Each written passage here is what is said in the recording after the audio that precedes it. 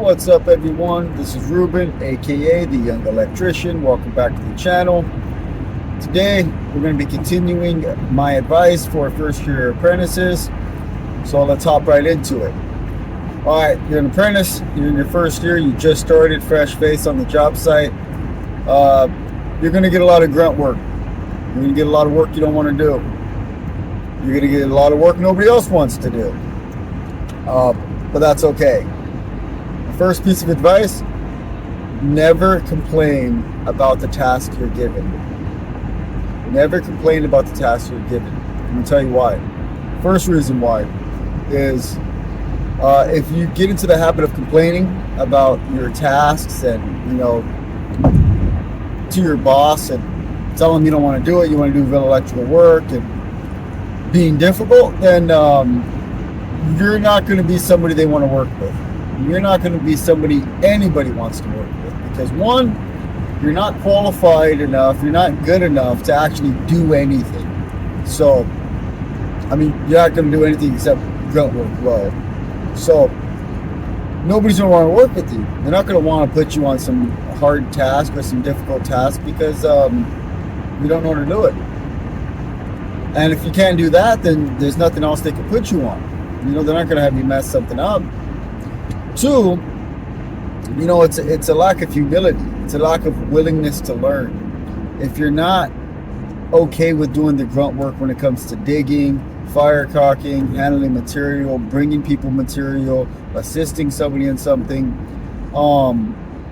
then, if you lack that humility and you're not teachable and you're not trying to be a part of the team and, help the project be completed, then they're not going to want to work with you because they can't teach you anything. You're never going to be a good electrician.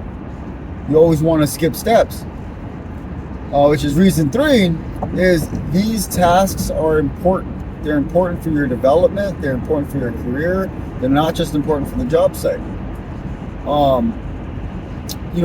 When you're doing something like digging, fire caulking, handling material, nailing in boxes, whatever it may be, one, you're getting familiar with that scope of work. If you're digging, then you're digging in a particular location to a particular depth, and there's information there. You're probably going to be helping run conduit there right after you finish digging, and there's information there. There's things to learn. So you need to be okay with digging. You're probably young, got a little bit of back strength you're not going to have when you're in your 30s or 40s. Utilize it now. Make it count. So never complain about any task, because nobody's going to want to work with you. You're going to miss out on a bunch of information that you're going to need later on in your career, that you're going to learn through these grunt work activities. When you think about it, if you handle material, then you're going to know what that material is, what it's used for, and you're going to have a lot more information on material than somebody that never handled material.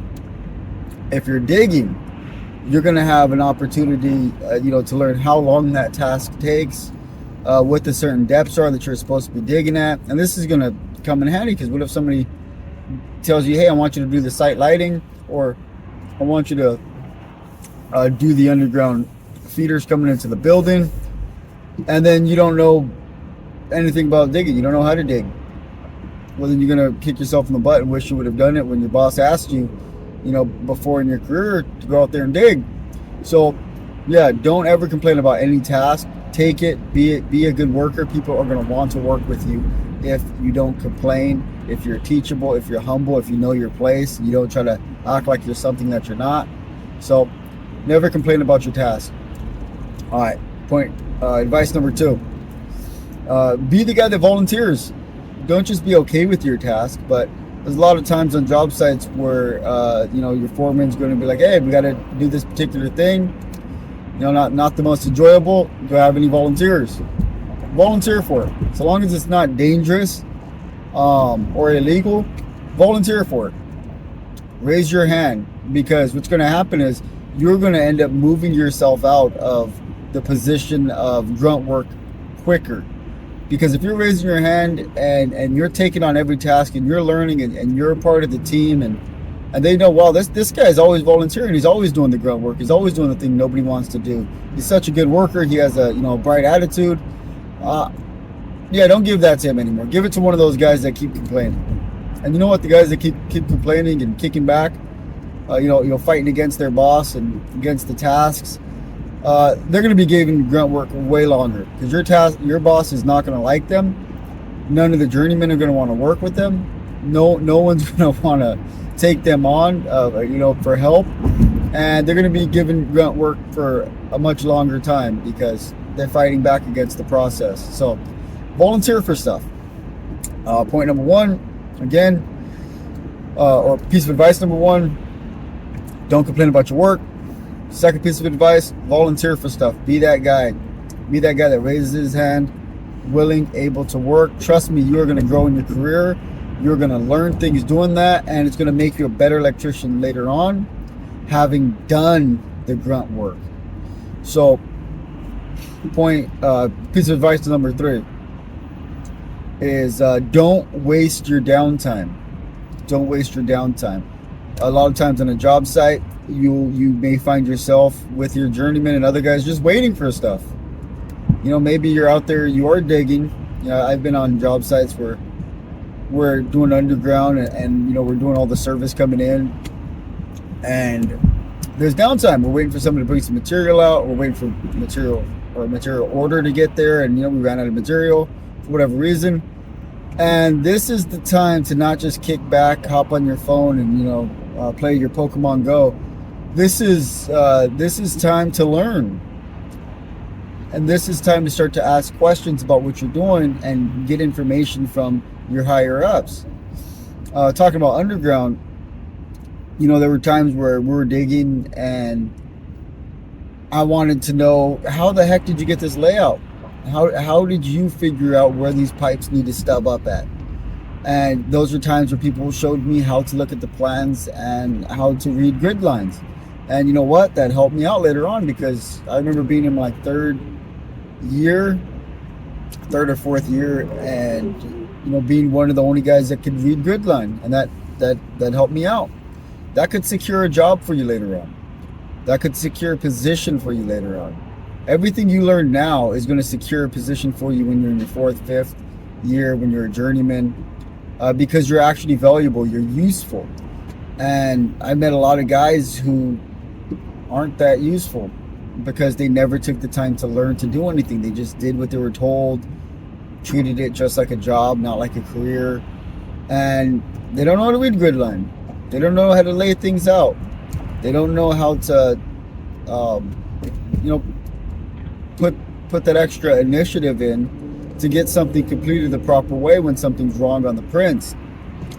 So yeah, put that extra initiative in. Don't waste your downtime. Utilize the heck out of it.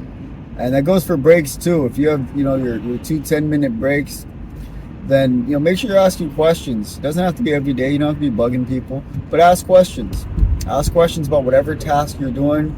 Ask questions about codes for what you're doing, and get familiar with your code book. Get familiar with looking stuff up. There's one thing I learned taking the journeyman test is I wasn't looking through the code book when I was an apprentice that much. I didn't feel like I needed to. No one ever told me like, hey, you should actually be getting familiar with this thing. And nobody was telling me how to get familiar with it. So I didn't really start studying the code book until I was really ready to take the journeyman test. Sad, but true. So my advice to you, what I learned was, you don't need to be a seasoned electrician to familiarize yourself with the code book. You don't need to have worked for a number of years to know how to navigate the code book. What I recommend is, even if you're in your first year, get a journeyman prep book, get a code book, and spend some time learning to navigate that thing. Because trust me, this is going to bless your career in the future. I felt so much more confident, so much more able when I learned to quickly navigate through the code book from doing a journeyman prep book. And I realized, well, I should have probably done this in my first, second, third year of being an electrician, journeyman prep books aren't just for taking the journeyman test. Journeyman prep books are for learning to navigate the code book. And I think this is something somebody should do from their first year on, because you're going to make yourself a very valuable asset to a company. So my 3 pieces of advice today are: 1, don't complain about your task. Nobody's going to want to work with you, and you're going to miss out on a lot of valuable work experience. 2, be the guy that volunteers for tasks, because you are going to quickly move yourself away from doing grunt work, because people are going to like your attitude, they're going to like your willingness to work, and you're probably going to quickly move through all of the grunt work tasks on your job site, and people are going to want to give you better tasks, and they're going to give those grunt tasks to those workers that are grumbling and complaining and not wanting to do anything. And piece of advice number 3, don't waste your downtime. Use your downtime to get information about the job site, about the plants, about your task, and learn about that task, because one day you might be over that type of task if you stick with the trade, and you're going to thank yourself that you got that information from your journeyman and made it easier for yourself. So don't waste your downtime. Don't waste any of this work experience. It's all valuable. One day you might be a foreman on a job site, and all these things that you're doing right now are just going to help you out, make your job a lot easier. All right, with that said, if anybody on here is a journeyman or a seasoned electrician and you're watching this video because you just really enjoy the sound of my beautiful voice, then go ahead and comment below and let me know, or let the first year apprentices watching this know what's your advice for them. Drop something in the comment below, something you think they should know or something you think they should do. And if you're a first year electrician and you're watching this video, then go ahead and comment below some of your questions, some of the things you'd like to know. Maybe I didn't cover it in this video or in the last video, and there's something you're just wondering about doing.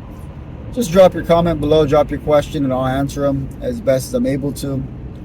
And if you like this video, I made another video. This is the second one. So I made another video called, I think it's like my advice to every first year electrical apprentice.